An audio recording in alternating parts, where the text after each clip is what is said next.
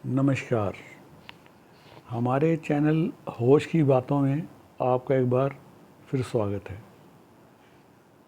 काफ़ी समय के बाद आज मैं ये वीडियो शेयर करने लगा हूँ आपके साथ। बस ऐसे ही एक मन में ख्याल आया तो मैंने सोचा इस ख्याल को आपके साथ शेयर करते हैं।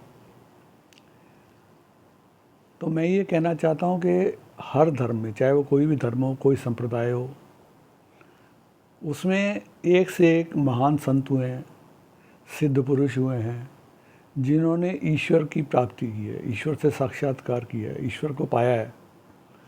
और निश्चित ही जिसने जिस रास्ते से ईश्वर को प्राप्त किया, पाया, उसने उसी रास्ते को सर्वोपरि माना और उसी रास्ते के बारे में बताया अपने अनुयायियों को, शिष्यों को।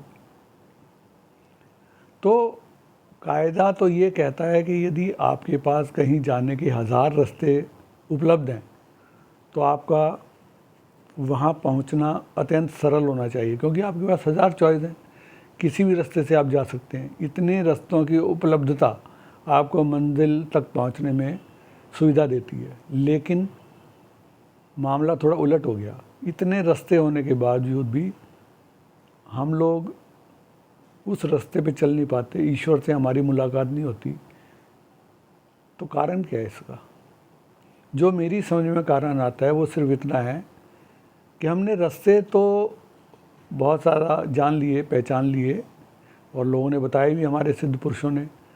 लेकिन यदि हम किसी एक रास्ते को पकड़ के उस पर ध्यान केंद्रित करके चलते तो निश्चित ही हम अपनी मंजिल तक पहुंच जाते।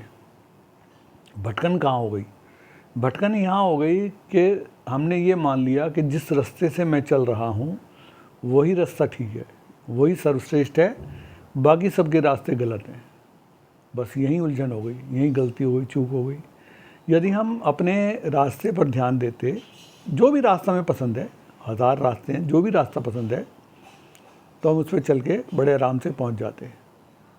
क्योंकि इसमें एक बात और कहना ज़रूरी है, जो समर्थ गुरु होता है, मार्गदर्शक होता है, जो समर्थ होता है, वो कभी भी आपको अपना अनुयायी नहीं बनाता, आपको अपने पीछे नहीं चलाता, आपको आपका हाथ पकड़ के कहीं नहीं ले जाता, बल्कि वो आपको आंखें दे देता है।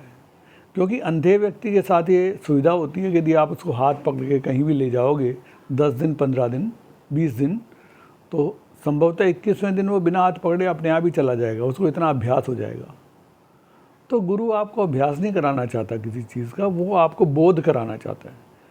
आपके अंधे वाली स्थिति से बचा के आपको आंखें दे देता है, आपको ये दृष्टि दे देता है कि आप सही गलत का चुनाव कर सकें, आप अपने रास्ते को पहचान सकें और आप अपने रास्ते पे चल सकें और मंजिल तक पहुंच सकें। लेकिन जैसा मैंने कहा, गलती सिर्फ एक ही हो जाती है कि जब हम अपने रास्ते को सही मानते हैं वहाँ तक तो ठीक है, लेकिन जब हम दूसरे के रास्ते को गलत मानते हैं और उसकी विरोध में उतर आते हैं या उसके निंदा में उतर आते हैं, तो हमारा अपना रास्ता भी ख़राब हो जाता है।